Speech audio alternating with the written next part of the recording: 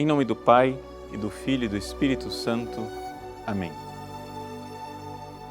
Inspirai, ó Senhor, as nossas ações e ajudai-nos a realizá-las para que em vós comece e para vós termine tudo aquilo que fizermos por Cristo, Senhor nosso.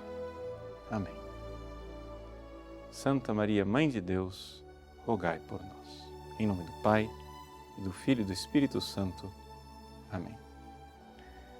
Muito bem, uma alegria estarmos juntos mais uma vez no nosso programa ao vivo. Vocês viram aí que nós estivemos ausentes por 2 semanas.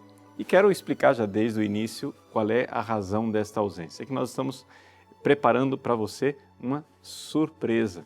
Surpresa que nós iremos lançar no dia de Nossa Senhora Aparecida e no dia do centenário do Milagre do Sol, Nossa Senhora de Fátima, ou seja, do dia 12 para o dia 13 de outubro. Vocês já estão, já há muito tempo, a gente tinha prometido que iria reformular o nosso site. Tem novidades vindo aí para você, novidades boas, né? Quando a equipe mandou a newsletter dizendo que nós estávamos sumidos, tinham as novidades, eu estava viajando e o pessoal recebeu isso, disse: Padre, está acontecendo alguma coisa? É uma perseguição? Nada disso, está bem tranquilo, é simplesmente uma surpresa muito positiva que a gente quer comemorar este ano jubilar mariano, os 300 anos de Aparecida, os 100 anos de Fátima, dando esse presente para você. Vamos aí na contagem regressiva, né? Prepare, você vai gostar daquilo que você vai ver no nosso site, tá bom? Bom, hoje então nós queremos tratar de um tema bastante importante, o tema da misericórdia. Mas vamos aproveitar a ocasião de que estamos no mês de outubro.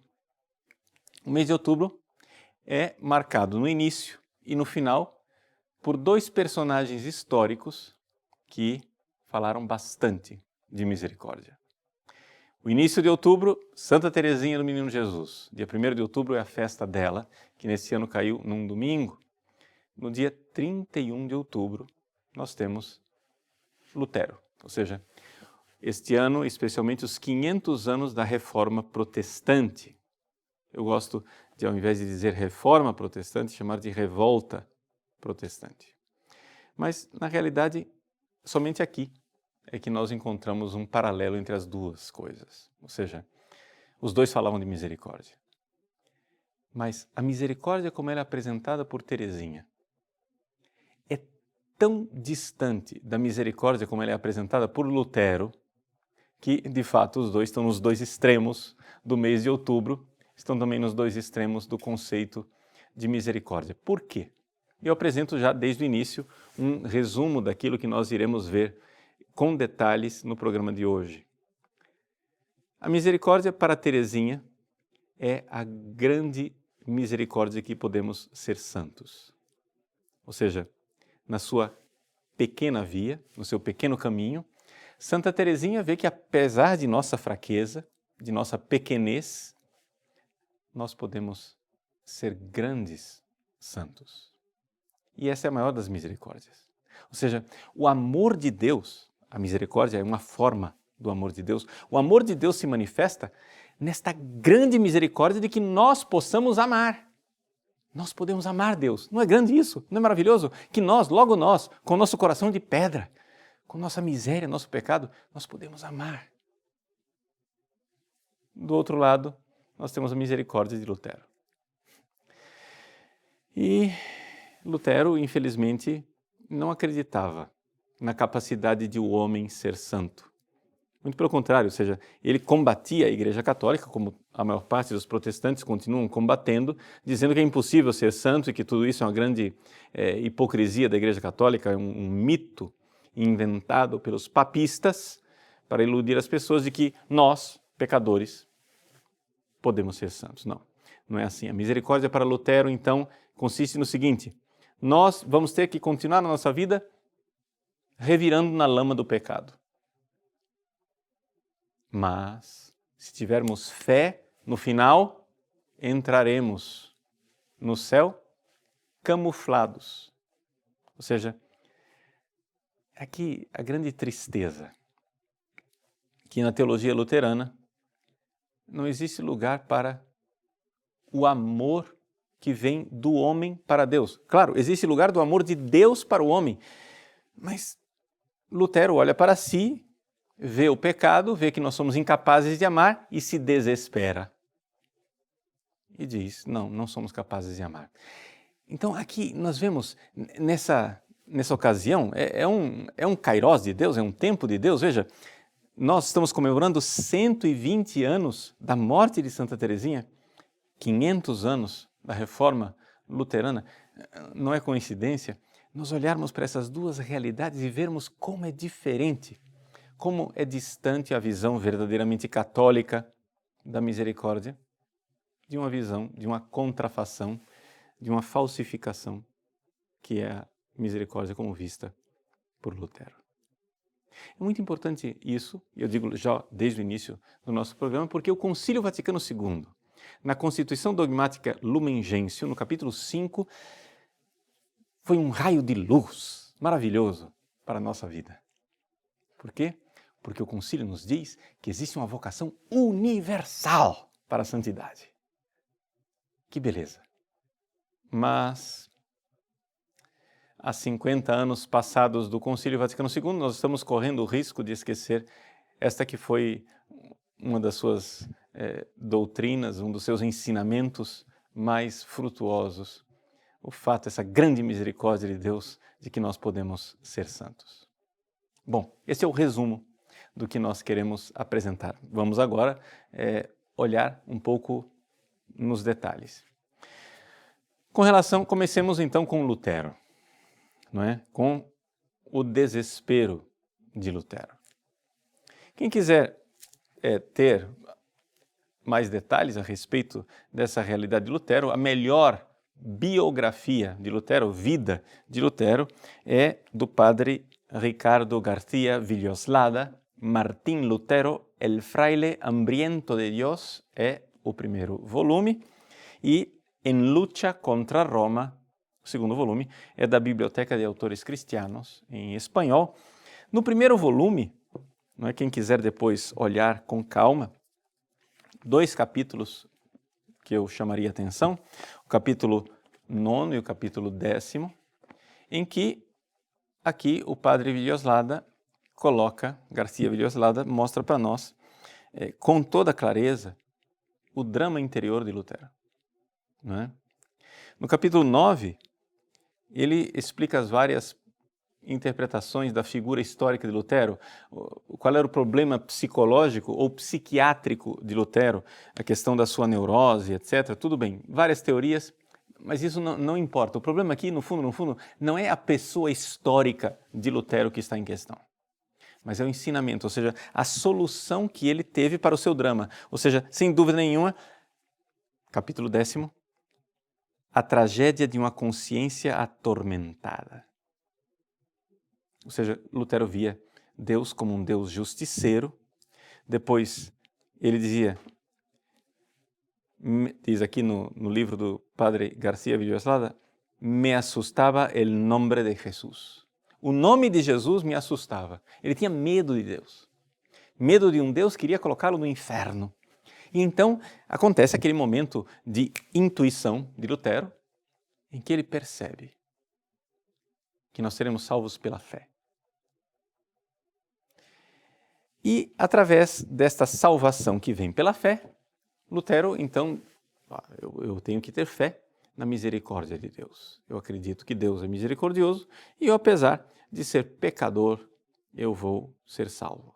Então, para dizer em uma palavra, Lutero nos diz, pecca fortiter, sed crede fortius. Ou seja, peca com força, mas crê na misericórdia de Deus, na graça, com mais força ainda.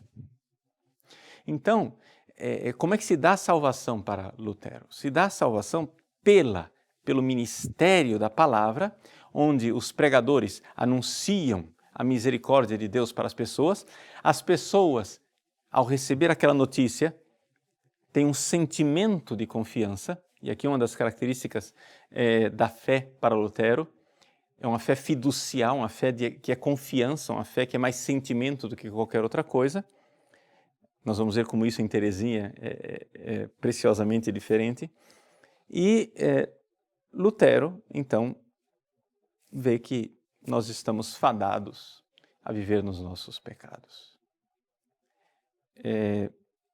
Trata-se aqui, gente, de um drama pessoal que a gente tem que realmente ter uma grande pena de Lutero.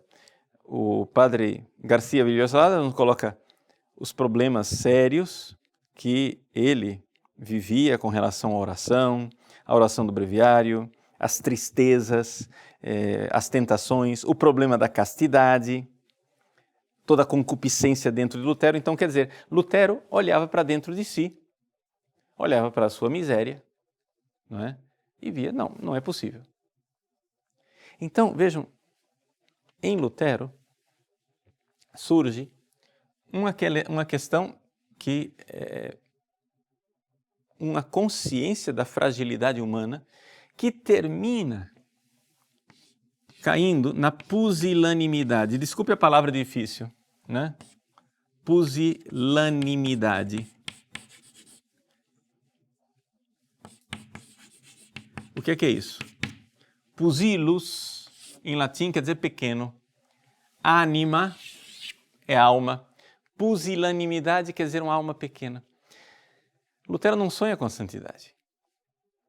Vocês vejam a grande dificuldade. Vocês sabem qual é a interpretação? Uma das páginas mais belas do Evangelho é o Sermão da Montanha. Os capítulos 5, 6 e 7 de São Mateus. Vocês sabem como é que Lutero interpreta o Sermão da Montanha? Quando Jesus diz que se alguém te ofende, você dá outra face. Se você olha para uma mulher e deseja no seu coração, né, você já pecou contra ela, você não deve fazer isso. Se você... Todas essas passagens, bem-aventurados os pobres de espírito, o perdão, a oração, o jejum, tudo aquilo que Jesus ensina nessas belíssimas páginas desses 3 capítulos do Sermão da Montanha. Lutero diz, Jesus pregou o Sermão da Montanha para mostrar como nós poderíamos ter sido se não fosse o pecado original. Está entendendo? O Sermão da Montanha não é para ser vivido. É simplesmente, como se Jesus tivesse pregado aquilo para nos humilhar e dizer, olha, era para ser assim, mas nunca vai ser assim.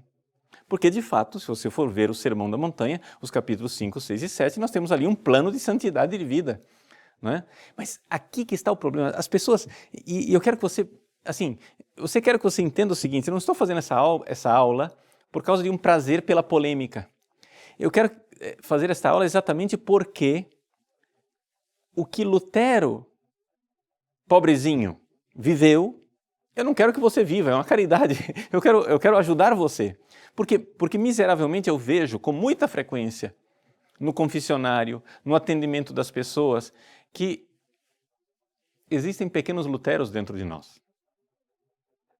Ou seja, pessoas que têm a experiência do pecado, veem a dificuldade de manter uma fidelidade na vida de oração, veem a dificuldade de manter a castidade. E é verdade, essas dificuldades existem em nós. Mas aí o que faz Lutero? Ele não crê. Ele tem a alma pequena, ele não crê que seja possível ser santo. Mas vamos substituir a palavra santo. Porque talvez a palavra santo aqui esteja esmagando você e é por isso que você concorda com Lutero. O que faz um santo? A santidade, gente, é a nossa união com Deus que permite que nós, unidos ao Deus de amor, sejamos capazes de amar. Isso é que faz o santo. O que faz uma pessoa santa é que ela ama. Agora, que tristeza chegar a dizer, eu não posso ser santo porque eu não sou capaz de amar. Porque quando a gente fala de santidade, as pessoas dizem, não, moralismo, pecado, eu tenho que me livrar do pecado. Não é, a santidade não é o pecado. A santidade, gente, é o amor. Mas, finalmente, será possível? Veja, eu me recuso a acreditar que Deus me fez para ser egoísta. E que eu estou condenado a ser egoísta esta vida inteira. E Deus de amor, no final, vai me levar para o céu, embora eu seja um egoísta filha da mãe. Não. Nós somos chamados a amar. Nós não somos chamados a rastejar como as serpentes, somos chamados a voar como as águias. Essa é a nossa vocação. Agora, para amar, Lutero tem razão quando ele diz é difícil, olha a dificuldade da vida de oração, olha a dificuldade da vida de castidade, olha a dificuldade no meio das tristezas, das neuroses, dos fantasmas interiores que ele vivia. De fato, mas o que acontece é o seguinte, a pusilanimidade de Lutero cai, no fundo, num desespero.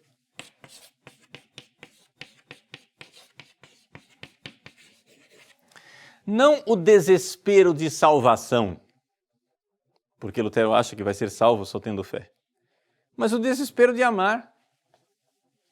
Ele não espera que nós sejamos capazes de amar um dia. Não é tão triste isso? Bom, isto é um dos extremos do mês de outubro. No outro extremo, nós temos esta joia preciosa que Deus nos deu, Santa Teresinha do Menino Jesus. Ao invés de pusilanimidade,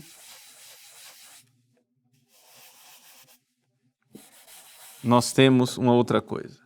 Nós temos a magnanimidade. Magno quer dizer grande, alma grande. E isto cria em Teresinha a esperança. Vamos então, agora chegamos ao centro daquilo que eu quero partilhar com vocês no dia de hoje, colocar a doutrina da pequena via de Santa Teresinha do Menino Jesus. A melhor coisa que nós temos é a narrativa mais breve, mais concisa dessa pequena via, está no manuscrito C, logo no início do manuscrito C, em que Santa Teresinha fala, escrevendo para Madre Maria Gonzaga, em que consiste essa pequena via, né? Ela mesma usa as palavras, quem tem as obras completas de Santa Teresinha vai encontrar isso daqui, já na segunda folha do manuscrito C, no verso. Ela diz assim, que quero procurar o meio de ir para o céu por um caminho bem reto, bem curto, uma pequena via inteiramente nova. Essa é a única vez que Santa Teresinha, né, usa a expressão pequena via. E, no entanto, expressa tão bem o seu pensamento em todos os seus escritos que aqui nós temos essa realidade. O que é essa pequena via? Veja só. Primeiro passo da pequena via, nós temos que... Deixa eu escrever para cá, para deixar o amor ali escrito, para a gente não perder isso aqui de vista, que santidade é amar. Veja, o primeiro passo que a gente vê na pequena via é uma consciência da realidade. E duas realidades que são um arco de tensão muito forte. Primeiro, um grande desejo de santidade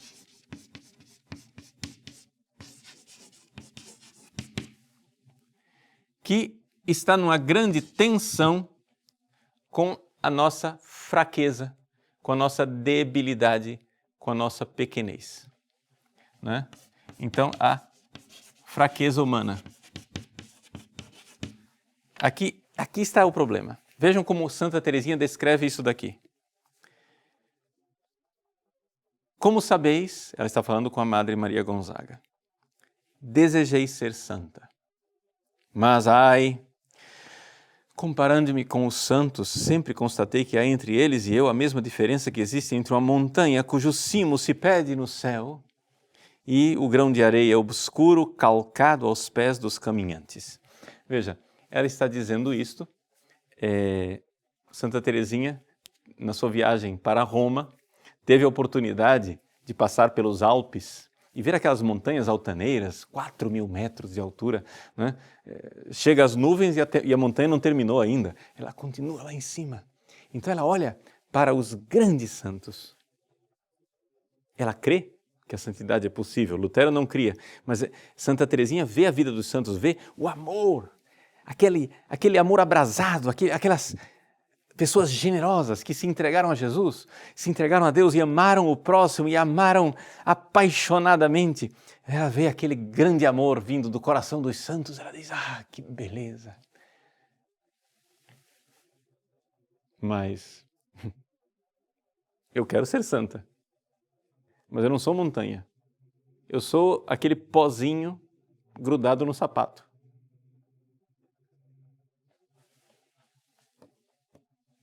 Tensão, grande tensão. Mas veja que esta grande tensão, ela reflete duas virtudes importantíssimas, não é? A realidade da santidade mostra o quanto Teresinha tem magnanimidade. O que é isso? É um aspecto da fortaleza, da coragem, da força. Ela quer ser santa. Veja, o Monsenhor Guy Gaucher, na sua biografia, né? Sainte-Thérèse de Lisieux, é a biografia mais completa de Santa Teresinha, ele coloca, descrevendo essa realidade da descoberta da pequena via, na página 405, ele aqui faz uma lista das vezes que Santa Teresinha, nas suas cartas, nos seus manuscritos, nas suas poesias, nas suas confidências, palavras ditas às irmãs, ela fala que ela quer ser santa, mas atenção, cuidado, não se escandalize agora. Santa Teresinha diz que ela queria ser uma grande santa, não uma santinha qualquer. Ela diz, eu não quero ser santa pela metade, né? Ela diz que ela quer se tornar uma grande santa. E ela escreve isso e diz sem sem estar com vergonha da coisa. Não. Por quê? Você vai dizer, mas padre, isso não é uma soberba? Isso não é falta de humildade? Não. Sabe por quê? Porque se Deus é Deus, e Deus nos ama infinitamente, nós precisamos querer dar a Ele todo o amor que nós possamos dar. Nós não podemos, por modéstia, dizer assim, Senhor, eu sou tão humilde, então eu vou te dar somente um pouquinho de amor. Não. A medida do amor é amar sem medidas. O problema nosso é que nós não temos a magnanimidade de Teresinha. Nós somos tacanhas. Nós queremos medir quanto eu devo para Deus. Eu devo 3 centavos? Muito bem, então vamos lá. Eu tenho aqui uma moeda de 5 centavos. Alguém vai aí e troca para mim 5 moedinhas de 1 centavo, porque eu vou dar para Deus 1, 2, 3. Pronto, os 2 centavos fica para mim. É uma mentalidade tacanha, pusilanimidade é isso. É ser tacanho, é ser mesquinho. O que é obrigado. As pessoas a todo momento ficam perguntando, mas isso é pecado ou não é pecado? É obrigatório ou não é obrigatório? Eu preciso fazer isso ou não preciso fazer isso? Mas, meu irmão, você nunca vai ser santo. Você nunca vai amar. Vamos ser bem concreto aqui, vamos lá. Quem é casado? Se você é casado, deixa eu dar um exemplo para você. Qual é a sua obrigação de casado? Você vai lá e faz um checklist das suas obrigações de casado. Eu não posso cometer adultério. Check. Eu tenho que pagar as contas em casa. Check. Eu preciso avisar quando eu saio. Tac. Você cumpre todos os mandamentos. E quando você cumpriu todos os mandamentos da sua vida de casado, eu vou perguntar para você, e quando é que você vai começar a amar? Porque o amor não é obrigação. Quando você fez todas as suas obrigações, zerou a conta, ótimo, agora você começa a amar. Ou seja, se nós parássemos de pecar agora, para de pecar, para, nunca mais vou pecar, zerou, ótimo, agora comece a amar. Agora começa a sua vida de santidade. Se você parou de pecar, você está na estaca zero. A coisa agora é amar, é generosidade. Ou seja, o amor é algo que ninguém me pede por obrigação. Ele é livre, ele é generoso, é aquilo que não está nos mandamentos. O amor é aquilo que eu posso dar da abundância do meu coração. Não é um moralismo. Então, Santa Teresinha diz, eu preciso dar a Deus o máximo de amor. Por isso ela quer ser uma grande santa. Uma grande santa. Ou seja, se nós tivéssemos no nosso coração o desejo de ser mais santos do que a Virgem Maria, todos os santos juntos, todos os anjos juntos, não seria pretensão. Porque estaríamos dando a Deus o amor que Ele merece. Porque Deus merece muito mais. Agora, o que é que faz com que essa magnanimidade não seja loucura? É a segunda parte. Porque aqui se apresenta a grande humildade. E esse é o arco de tensão, porque eu vejo o grande desejo, não é? Veja, e vejo ao mesmo tempo a minha pequenez. Santa Teresinha diz, ao invés de me desanimar, disse a mim mesma, o bom Deus não poderia me inspirar desejos irrealizáveis. Aqui, Teresinha é a grande filha de São João da Cruz. São João da Cruz, ele diz numa famosa sua carta à Madre Leonor de San Gabriel, ele escreveu no dia 5 de julho de 1589. Ele diz assim para a Madre, porque quanto más quiere dar, tanto más hace desear. Quanto mais Deus quer dar, mais Ele faz desejar. Então veja só, Deus quer nos dar a santidade. Deus quer nos dar uma capacidade de amar. Mas antes de Ele te dar esta capacidade, Ele não deu ainda. Ele precisa gerar no seu coração um desejo. Ou seja, você precisa alargar as bordas do seu coração como quem alarga um saco para colocar um grande presente. Você precisa primeiro fazer um grande vazio. E é interessante isto, não é? São João da Cruz diz isso. Hasta dejarnos vacíos para llenarnos de bienes. O desejo é isso. O desejo é que eu preciso fazer um grande vazio no meu coração. Desejo é sede, desejo é vazio, desejo... eu quero amar, isso é um incômodo. Mas eu preciso ter este grande desejo. Santa Teresinha, como boa filha da Santa Madre Teresa d'Ávila, também ela, nos desejos, não é pequena. A Santa Madre dizia que nos desejos nunca fui pequena. Então, desejar, mas desejar a santidade para amar a Deus. Mas eu vejo a minha pequenez. Eu vejo o meu nada. No manuscrito B, Santa Teresinha descreve isso de forma bastante clara, na metáfora do passarinho, em que o passarinho tem olhos de águia, coração de águia, mas não tem asas para voar. Ou seja, o passarinho vê olhos de águia, vê o amor de Deus. E por isso quer amá-lo de volta, um coração de águia, mas quando vai voar, cai na lama. Esta realidade aqui, vejam como ela é semelhante, mas completamente diferente a Lutero. Por quê? Porque Lutero via esta fragilidade, esta pouqueza do ser humano, mas Lutero não tinha magnanimidade. E, portanto, a humildade de Lutero não era humildade. A humildade de Lutero era simplesmente, não é, depressão. Era uma coisa de se uma baixa autoestima acachapante, uma coisa tremenda. Então, esta posição aqui, gente, é muito importante porque é daqui que parte a pequena via. Aqui é necessário ter sempre esta tensão enorme dentro de nós. Nunca deixar de ver o grande desejo de ser santa e a grande incapacidade de ser santa, que é o que Santa Teresinha vivia. Não é? agora, aí vem, né, a coisa de São João da Cruz que nós estamos vendo. Isto daqui, tudo seria tremendo se não houvesse esse segundo passo, que é uma confiança. Desculpa eu virar as costas para vocês, mas canhoto é assim, eu tenho que... A confiança, essa confiança que diz aqui, ao invés de desanimar, disse a mim mesma, o bom Deus não poderia me inspirar desejos irrealizáveis. E aqui tem uma nota, a nota 14.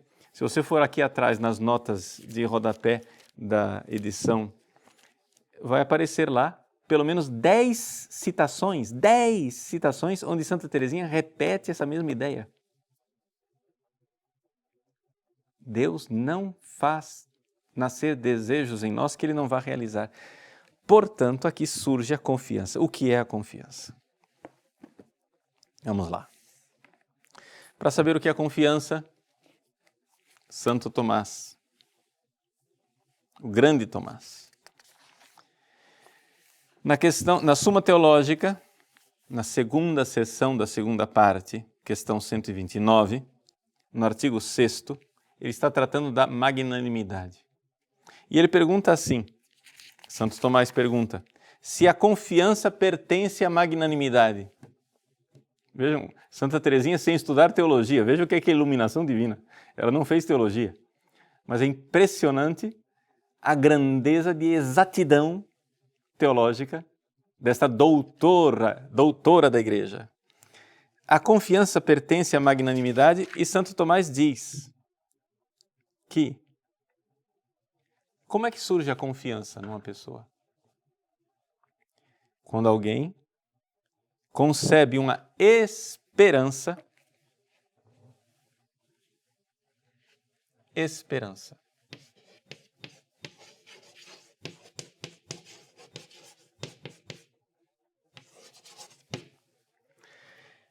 Quando alguém concebe uma esperança para acreditar na palavra daquele que promete socorro, acreditar, fé.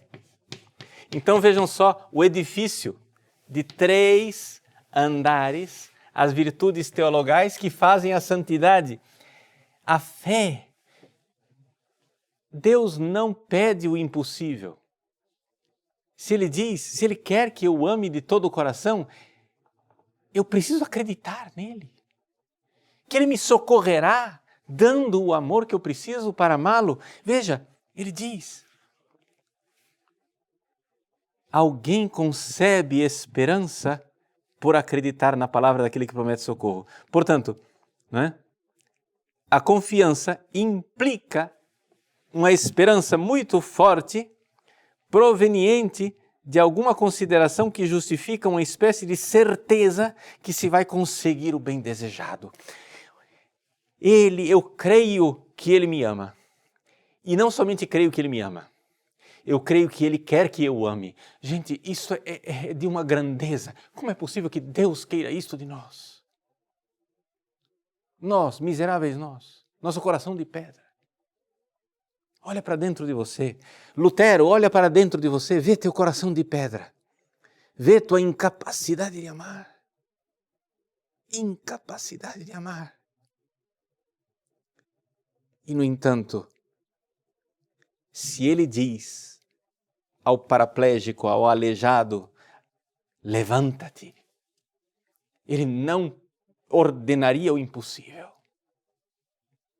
Se Ele diz para o teu coração paraplégico, levanta-te e anda, é melhor você começar a mexer as pernas. Porque Ele não mandou o impossível. Ele não mandaria que nós amássemos se Ele não nos desse a capacidade de amar. E é aqui que Lutero, que fala tanto de fé, faltou com a fé. Porque, miseravelmente, a concepção de fé de Lutero é muito pueril. É simplesmente o sentimento de confiança. Mas o sentimento de confiança, diz Santo Tomás, é somente o revérbero de uma outra coisa, que são as virtudes teologais. Ou seja, o sentimento, eu não estou negando que o sentimento seja coisa boa. É bom, o sentimento é bom. Mas o sentimento não é a essência, o sentimento é o resultado da fé. Ele me amou. Quomodo talem amorem non redamarem. Como é que eu não vou amar de volta o amor assim? Ele me amou. Ele me amou, eu preciso amá-lo. E esta esperança que me coloca a finalidade da minha vida, eu preciso amá-lo de volta. Qual é a finalidade da sua vida? O que é que você veio fazer nesse mundo? Você veio juntar dinheiro? Você veio ser famoso? Você veio viver o prazer dos animais? Ou você veio amar? Nenhum animal ama. Nenhum animal é capaz de negar seus desejos pelo bem do outro. Mas nós somos capazes. Nós somos capazes. Meus queridos, a fé. Santo Tomás diz: se eu acreditar na palavra daquele que promete socorro, se concebe uma esperança, mas não é uma esperança qualquer. Ele diz aqui na Suma, uma esperança muito forte, né? Veemente, diz o original latino. Então, rubor spei proveniens, uma força da esperança proveniente dessa convicção veemente de que Ele vai me ajudar. E então, aí nós começamos a amar. Mas como isso até aqui é somente uma explicação. Mas e na prática? O que fazer na prática? O que nós precisamos fazer na prática, meus queridos, em primeiríssimo lugar, é entender o seguinte: que Deus quer de nós o amor. Santa Teresinha vê os grandes santos com as grandes penitências que eles faziam e diz: eu não dou conta, eu não consigo. Ela começa a usar o cilício e adoece e diz: não consigo. A única penitência que ela fazia, quando ela antes de entrar no Carmelo, ela fazia uma penitência. Ela se sentava na cadeira e não encostava as costas no espaldar da cadeira. Ela ficava sempre ereta. Mas aí a superiora do Carmelo proibiu que ela fizesse essa penitência porque ela estava encumbucando, ela estava se envergando, estava ficando cada vez mais torta. Então, nem isto. Então Santa Teresinha diz: o que é que eu vou fazer? Eu vou quebrar as minhas vontades. Contrariar as minhas vontades por amor a Jesus. Pequenas contrariedades, não pense, pequenos atos. Pequenos atos. A delicadeza de pequenas coisas por amor a Jesus. Eu vou contrariar a minha vontade por amor a Jesus. Porque Ele fez grandes coisas. E ela, quando ela faz isto, ela faz isto sem que ninguém a ensine. Aqui Santa Teresinha é iluminada enormemente por Deus. É por isso que ela, ao fazer isso, ela realmente descobre um pequeno caminho, bem reto, bem curto, inteiramente novo, em que ela faz pequenos atos e confia. Aqui, não vou entrar em detalhes, mas aqui os dons do Espírito Santo, da via iluminativa, Santa Teresinha aqui demonstra uma grande piedade filial, uma piedade realmente infusa, extraordinária, de confiança total e de abandono, né? Abandono nos braços de Jesus, que ela chama de elevador, não é? Ela diz: olha, eu não vou os grandes santos foram pela escadaria, eu vou pelo elevador. O elevador é os braços de Jesus. Então Jesus vai me dar esta capacidade de amar, ela se abandona nos braços de Jesus para amar Jesus de volta e chegar a dizer, não, eu vou conseguir ser santa. Mas como? Como? Pelas pequenas obras. Ou seja, aqui Santa Teresinha é extraordinariamente genial. Parece que Teresinha leu a Suma Teológica, mas não leu. A Suma Teológica de Santo Tomás diz que o valor de um ato, o valor meritório de um ato, não se dá pela sua dificuldade, mas se dá pelo amor. Ou seja, uma Ave Maria dita com grande amor no coração vale mais do que se você derramasse seu sangue como mártir sem amor nenhum. No manuscrito B, Santa Teresinha diz isso com toda clareza. Se não fosse o amor, cessariam os mártires de derramar o seu sangue, os profetas deixariam de anunciar a palavra, os santos deixariam de ser santos. Se não fosse o amor, tudo cessaria. É o amor que é a alma de tudo. Então, é importante pedir a Deus. Mas como eu vou fazer isto? No ato de holocausto de Santa Teresinha como vítima do amor misericordioso de Deus, ela diz: Senhor, em uma palavra, eu quero ser santa. Mas eu não consigo, não dou conta, não sou capaz. Então, Senhor, sede vós a minha santidade. É o caminho da graça. Assim, Teresinha é que realmente nos mostra o caminho da fé e o caminho da graça, muito diferente de Lutero. Muito diferente. Enfim, o que é que nós estamos aqui dizendo? Nós estamos dizendo o seguinte, meus queridos, Deus quer que nós amemos. Nós olhamos para nós e vemos que somos incapazes de amar. Então nós precisamos nos sentar como mendigos da graça de Deus para suplicar a graça de amar. Nós precisamos dizer, Senhor, eu olho para mim, eu não sou capaz de amar. Eu não dou conta de amar. Se vós não me ajudardes, o Senhor, o que serei capaz? Você precisa ter esse grande desejo de amar Deus, mas você precisa ser humilde, ver que você não consegue e com uma confiança e um abandono, não é? Um abandono imenso, se entregar nas mãos de Deus. Eu defini o que é confiança, não defini o que é abandono. O padre Garrigou Lagrange, no seu livro sobre a providência divina, ele diz que o abandono, na verdade, é uma mistura das 3 virtudes teologais juntas. Ela não é uma virtude especial. Mas essa entrega, que são as 3 virtudes juntas, que fazem com que eu me abandone nos braços de Deus, nos braços do elevador, que é Jesus. Você vai dizer assim, padre, mas que garantia eu tenho que isso realmente fez de Teresinha uma santa? No manuscrito B, Santa Teresinha teve um sonho, e ela conta esse sonho. E ela sonha com a Madreana de Jesus, que foi a fundadora do Carmelo na França, uma discípula de Santa Teresa d'Ávila.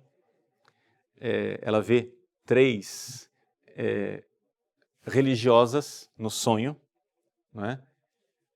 3 carmelitas, mas essas 3 carmelitas estão com um véu que já não se usa mais hoje em dia. É um véu bastante comprido que as carmelitas usavam quando tinham que se apresentar em público. Inclusive os pregadores, quando iam pregar retiro para as carmelitas, elas tinham que usar esse véu. É um véu que cobre totalmente, né, a parte da frente e atrás, de tal forma que os pregadores ficavam pregando sem saber, mas elas estão gostando, elas estão dormindo, estão prestando atenção, o que está acontecendo? Você não sabia se a piada era que você não sabia se a mulher estava de frente ou se estava de costas, tanto faz, não tinha diferença, o véu era tão grande, e ela vê, Santa Teresinha então vê essas carmelitas com esses grandes véus, totalmente cobertas, e não sabe quem são. Então, no sonho ela diz, puxa vida, eu gostaria que uma delas, saber quem elas são. E então ela vê que é a Madre Ana. As duas ficam debaixo do mesmo véu, ali na intimidade, e dialogam. E ela pergunta a esta carmelita que vem do céu se ela irá morrer cedo. E a Madre Ana diz, não, você vai morrer cedo, prometo a você. E ela diz, mas eu queria saber uma coisa. Tem alguma outra coisa que o bom Deus deseja de mim? Ou seja, eu tenho essa minha pequena via, esse meu pequeno caminho, eu faço as minhas coisinhas. Eu ofereço a Deus as minhas ações ordinárias, normais do dia a dia, mas procuro fazer com grande amor. A Madre Ana olhou para ela com uma grande ternura e um grande amor e disse que Deus estava muito contente com ela. Meus queridos, peçamos a Deus a graça de que um dia Deus olhe para nós. Olhe para nós com este mesmo contentamento. Que nós tenhamos a vontade de agradar a Deus, como Teresinha queria agradar. E saibamos verdadeiramente dar a Deus o amor que Ele merece nas pequenas coisas, nas pequenas coisas. Veja, dar alguns exemplos simples de Teresinha. Por exemplo, uma irmã estava contando um assunto bastante agradável e no meio da conversa, de repente, aquele assunto agradável, a irmã muda de assunto e passa para um outro assunto totalmente sem graça, que não interessa a Teresinha. Teresinha dizia, eu então me abstenho de perguntar e fazer uma pergunta para voltar ao assunto que me agradava. Veja, que sacrifício é esse? Você vai dizer, é um nada. Mas exatamente esses pequenos sacrifícios de amor, de dizer, eu estou quebrando a minha vontade. Porque, gente, não é possível eu ser santo e amar a Deus se eu não matar o homem velho que está dentro de mim. E a genialidade de Teresinha é descobrir que as purificações ativas que eu preciso fazer para chegar à santidade não são aquelas purificações ativas de grandes atos heróicos e difíceis, mas de pequenos atos normais e ordinários do dia a dia, feitos com grande amor, onde eu contrario a minha vontade, o meu amor próprio desordenado, para agradar a Jesus, amar Jesus. Isso só pode nascer de uma grande fé de quem vê que este pequeno passarinho, né, como Teresinha diz no manuscrito B, esse pequeno passarinho pode voar. Porque quando você faz esses atos e o amor começa a brotar dentro de você, na verdade não é você quem está amando, é o Cristo que está amando em você. Como diz Santa Teresinha, é a grande águia, Jesus, que vem e pega o pequeno passarinho e leva para o céu. Ou seja, é importante isso, é você começar a enxergar que existem momentos na sua vida, você não precisa ser um grande santo para enxergar isto em você. Existem momentos em sua vida que você vê brotar dentro do seu coração um amor que não pode ser você. Simplesmente isso. Não é você, é Jesus amando em você. É um transplante de coração. É Ele que tira o seu coração de pedra e coloca um novo coração. Um homem novo, uma mulher nova. Mas que beleza sabermos que nós podemos ser santos, que nós podemos verdadeiramente ser santos. Sabe por quê? Porque não seremos nós a ser santos, será o Cristo que vai ser santo em nós. Vejam, se Lutero, que se achava um grande teólogo, tivesse feito aula de teologia com esta doutora da igreja, Santa Teresinha, teríamos evitado muita miséria na igreja. Estamos aqui, mês de outubro,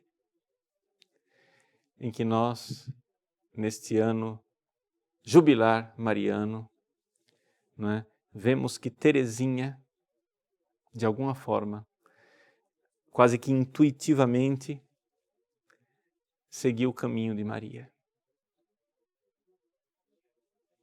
Numa de suas poesias, não me recordo se é exatamente esta, mas acho que sim, né? Aquela famosa poesia dela que ela fala de Nossa Senhora, ou Je voudrais chanter Marie pourquoi je t'aime, eu queria cantar Maria porque é que eu te amo. Ela diz que, olhando para a Virgem Maria, ela não vê nenhum êxtase. A Bíblia não nos fala de Maria com nenhum êxtase. Não vê na Bíblia, na vida de Maria, ela não vê grandes milagres. Maria não fez milagres na vida aqui na Terra. Você não vê grandes atos heróicos da Virgem Maria.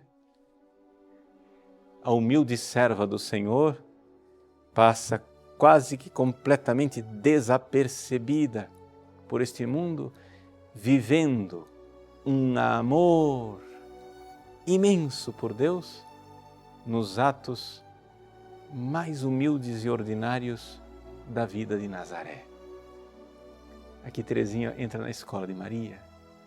Ela vê que Maria também seguia a pequena via, que na verdade Teresinha não inventou a pequena via, só a redescobriu. E como é importante nós vivermos nesse caminho da Virgem Santíssima. Por quê? Porque esta mulher que, como humilde serva do Senhor nos Evangelhos, é todo momento humilhada por Jesus, contrariada, não é? Jesus se perde no templo. Maria vai procurá-lo e ele diz: por que me procuráveis? Maria busca Jesus, ele responde: quem é minha mãe? Uma mulher elogia Maria: bem-aventurados os seios que te amamentaram. E Jesus responde: mais bem-aventurado que me acreditou. Jesus quase que a todo momento humilha a Virgem Maria. Mas por quê? Porque Jesus queria escondê-la.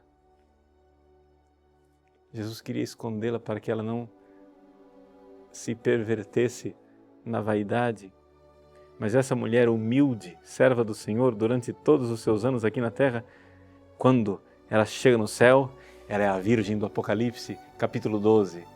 Vi no céu um grande sinal, uma mulher vestida de sol. Isto que aconteceu com Maria, a humildade dessa Virgem Maria escondida no céu, uma mulher vestida de sol, aconteceu com Teresinha. Teresinha escondida no Carmelo de Lisieux, depois que ela morre, um furacão de glória, com tantos milagres e tantas coisas extraordinárias. Essa beleza, a beleza desta grande santa. Vamos então acreditar na misericórdia de Deus. A misericórdia de Deus não é a mesquinharia de Deus. Deus não tem mesquinharia. A misericórdia de Deus não é a mesquinharia de dizermos: vamos ser egoístas. Egoísta, quanto mais egoísta você for, você vai entrar no céu para viver na glória. Não. A misericórdia de Deus é que Ele nos dê a capacidade, nós miseráveis que somos, a capacidade de amar como Ele gostaria que nós o amássemos. Esta é a confiança que nós temos em Sua misericórdia. Que Deus abençoe você, pela intercessão da bem-aventurada Virgem Maria, de Santa Teresinha do Menino Jesus e dos nossos santos anjos da guarda. Em nome do Pai, e do Filho, e do Espírito Santo. Amém.